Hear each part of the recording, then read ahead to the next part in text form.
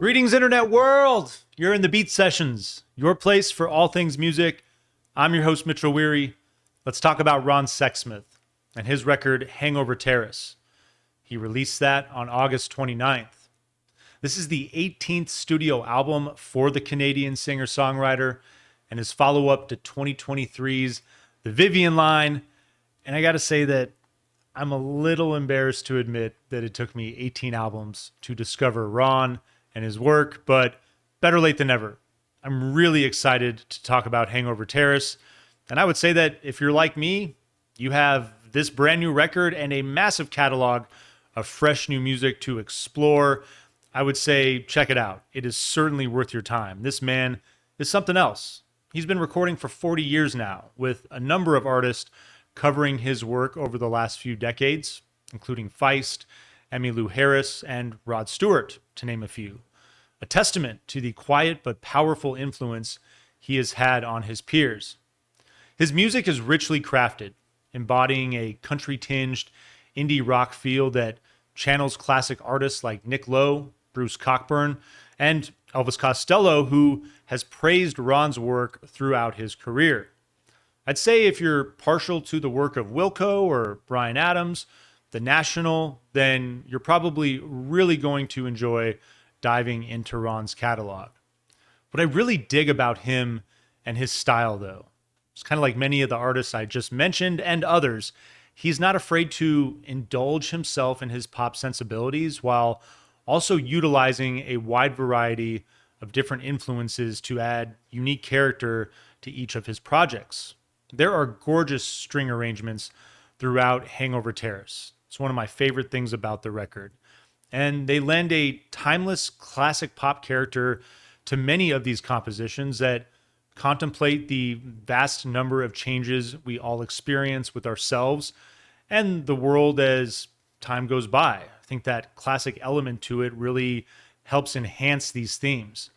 And I'd say despite a tangible sense of sadness and angst, this record is ultimately built on unyielding resolve, an awareness that there's only so much that one person can control, and that energy should be directed at the one thing that we can, ourselves. The track Damn Well Please is a poignant summation of this philosophy as Ron sings, "I can do whatever I damn well please. I've got one life, that's all I know. I can say whatever I damn well please. Ain't going to tread light on my tiptoes." It's a passage that I think speaks to a constructive way of viewing the world in a wider scope, but I would also say there's no denying the impact that these lines have had on his approach to his artistic endeavors.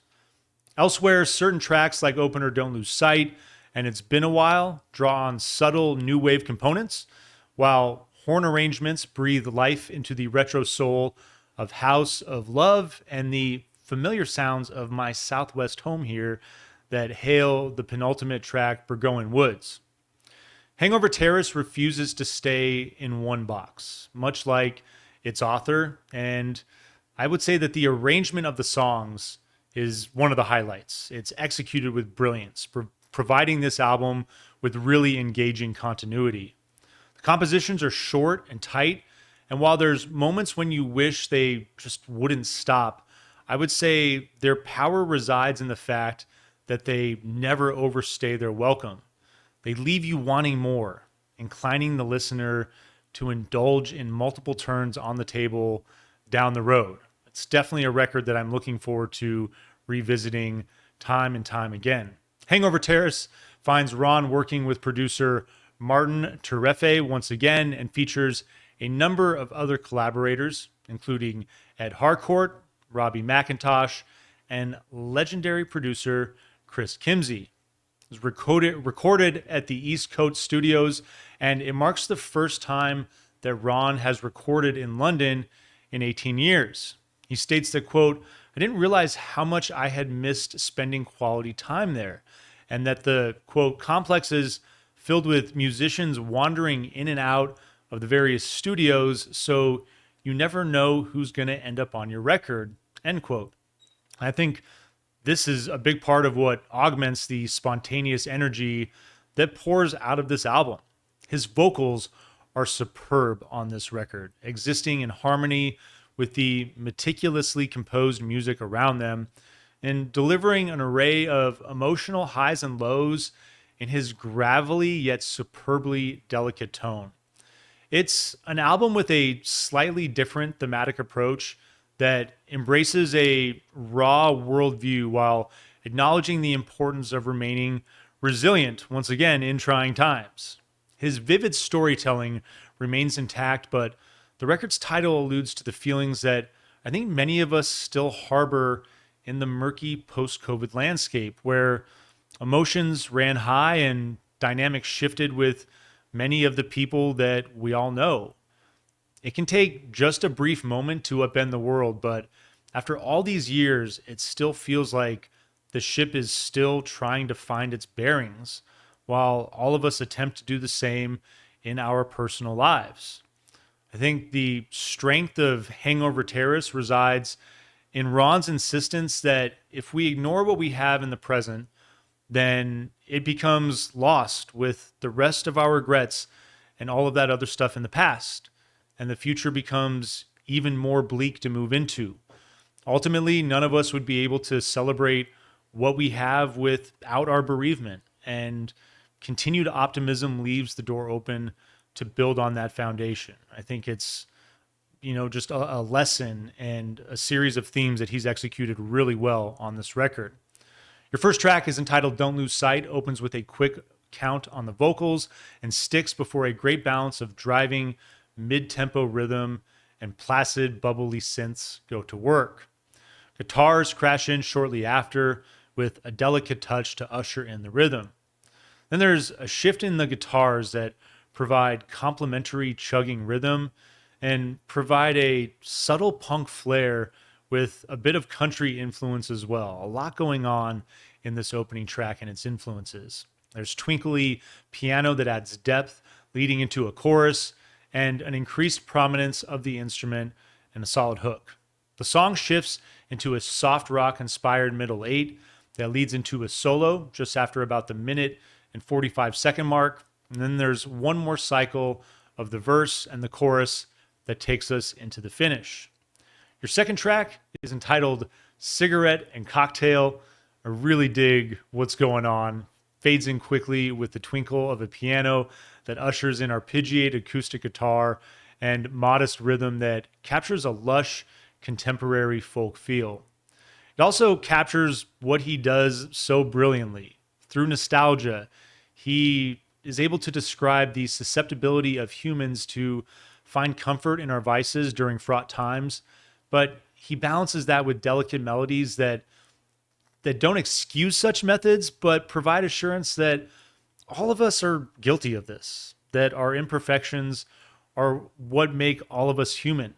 And the verses finish with a hook built on the title, with the second opening providing a little nod to Charles Dickens, and then working into a chorus with another great melodic hook that takes us into a piano solo with a slight barroom feel. The guitar takes the baton to lead the second half of this solo segment, building into another go on the chorus and the track that finishes with a final verse. Your third track is entitled Damn Well Please. This one is going to kick things off with this psychedelic, kind of like Baroque style synth element that subsides as the first verse begins. The song becomes minimal, but it's lush with arpeggiated guitar and strings that build in shortly after, capturing a classic pop feel. Harmonies work in as the percussion builds on the hi-hat, and then it takes off into an infectious light rock groove through the chorus.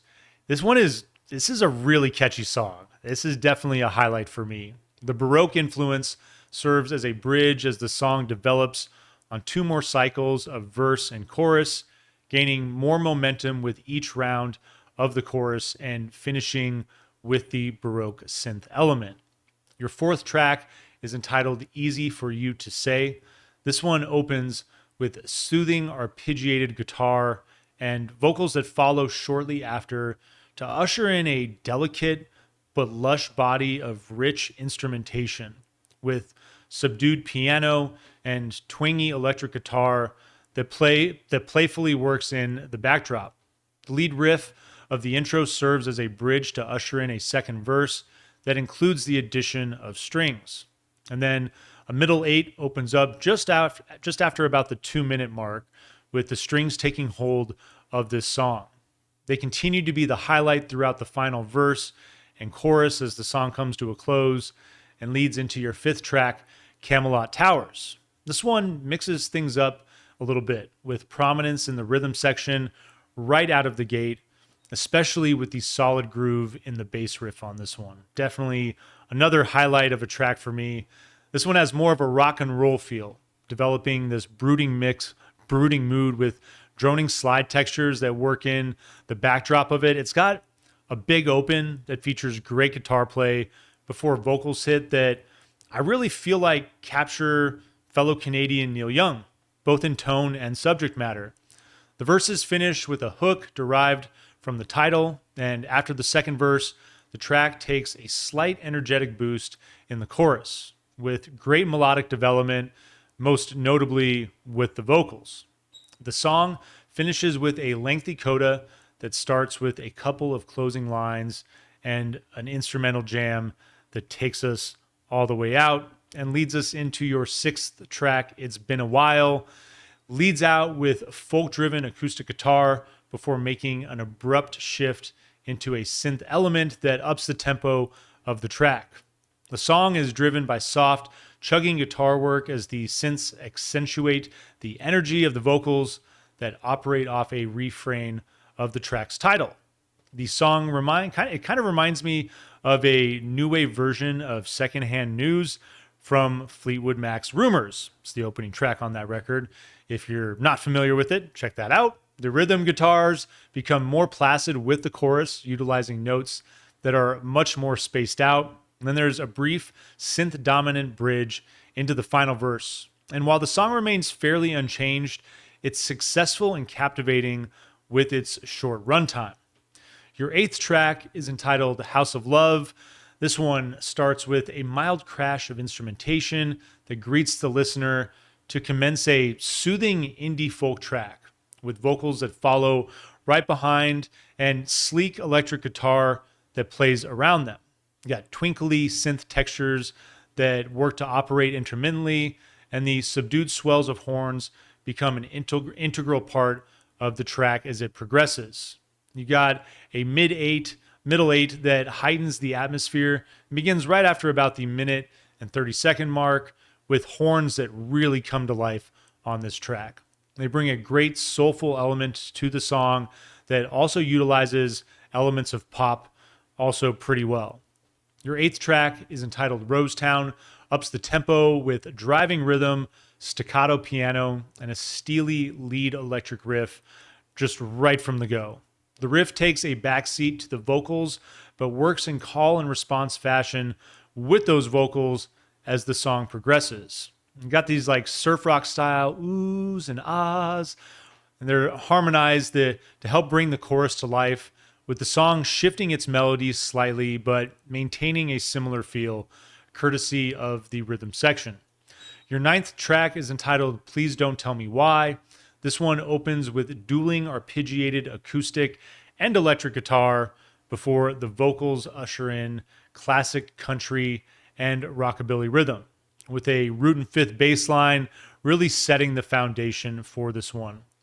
The track really highlights the dexterity of Ron's voice, working with bright, lofty melodies that are balanced with a rugged sensibility. I really love his performance on this song.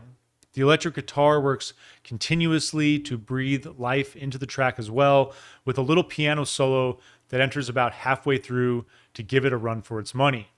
Right before the 2-minute mark, the rhythm drops to focus on the vocals and the acoustic arrangement for just a brief moment before steering back into the track's light groove to finish out strong on this one. And it's going to take us into our 10th track, Outside Looking In. This one comes out with serene acoustic guitar and flute-inspired synths, or it could just be an actual flute. I had a hard time kind of getting instrument information on this one, but if you have any info, give me some insight on that. as well as subdued, fluttering mandolin style textures on this one. It's a lot to open.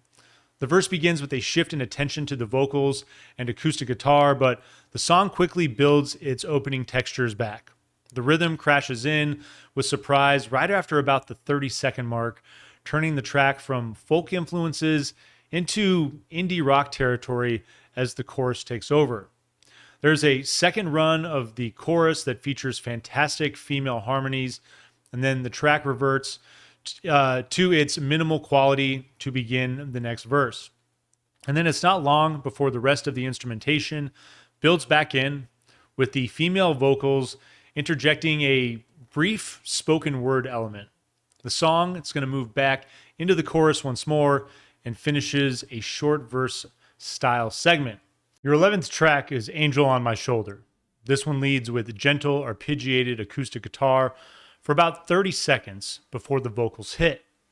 And then it continues to develop in minimal fashion, with a big gospel influence herding it along. Somber strings enter at about the 1 minute mark to give the track more depth and feeling, working into instrumental territory about 45 seconds later. The strings are rich and gorgeous, with the guitar providing the perfect foundation. The song has cinematic flair and a pleasant lullaby quality to it as it progresses, and it's one of the more gentle moments on the album. Your 12th track is When Will the Morning Come? Droning synths provide the backdrop as a twinkly, vibraphone-like synth takes the lead. The intro is soon usurped by a groovy, mid-tempo indie rock and country track that picks the energy of the record up once again at just the perfect moment. The intro textures continue to play throughout the track, with a solo going to work at about the 1 minute mark. There are great harmonies that complement Ron throughout the track, and it stays pretty consistent, but I love the way it dips into a moment of hand claps, light guitar, and la la la la la la's right after the 2 minute mark to close it out. Your penultimate song, your 13th track, is entitled Burgoyne Woods. This is another highlight for me. I love this song. The penultimate track opens with a bright, spirited instrumentation tinged with mariachi flair. The vocals steer the verse into bass-driven rock territory with elements of country, shifting into a chorus that takes the groove a bit and with the stop-and-go movement that reincorporates that big instrumentation from the introduction. The second verse recedes to a period of minimal shape with just a touch of bass, keeping the structure of the song together for the strings to swell around bits of guitar play. And then the song finds its legs under the established rhythm to finish the verse, moving into a final run of the chorus to close. And then your final song, your 14th track, is entitled Must Be Something Wrong with Her. And this one is going to begin with soft percussion and mellow acoustic guitar play, while ambient droning synths continue along and create soothing textures. Strings work in with everything else and then disappear as the vocals enter, but they swell back in with the song's hook later on, derived from the title. The bass drum gives the second verse a boost as it mixes in more of the string element with ethereal synth textures. There's a brief breakdown about halfway through the song where the guitar keeps things together, building back quickly into the song's established structure. And then after the second chorus, those great female harmonies work back in, taking a hold of the track with graceful oohs that take us to coda. A really exceptional album. I'd say the pop influence is a big drive as far as song structure. There's not a whole lot of adventure to them. It was funny because we were just talking about Suede and their record, Antidepressants, earlier this week, and it's kind of a similar thing that's happening there. But I think the instrumentation and the movement within these tight tracks, the fact that they do so much in such a tight period of space, is really what makes them exceptional.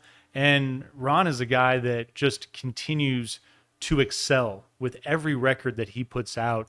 The guy guy feels like he's just unstoppable. I'm going to give this album an 8.2 out of 10. I definitely think it is a highlight for record releases this year, and I'm excited to see what you guys think in the comments, and I hope you find this review helpful. We're also going to give this thing a vinyl please. Please support your local record stores. I'm going to dip by Zia and pick this thing up. And when you drop this on the table, I really hope it is a pleasure for all of you. Please like this video, share it, subscribe to the channel. If you're feeling generous, the super chats and the super gifts are always appreciated and certainly help me build this channel going into the future, helping to just flesh out the content and do more for you guys. Please stay tuned throughout the week for more album reviews, and we will see you next time on the Beat Sessions.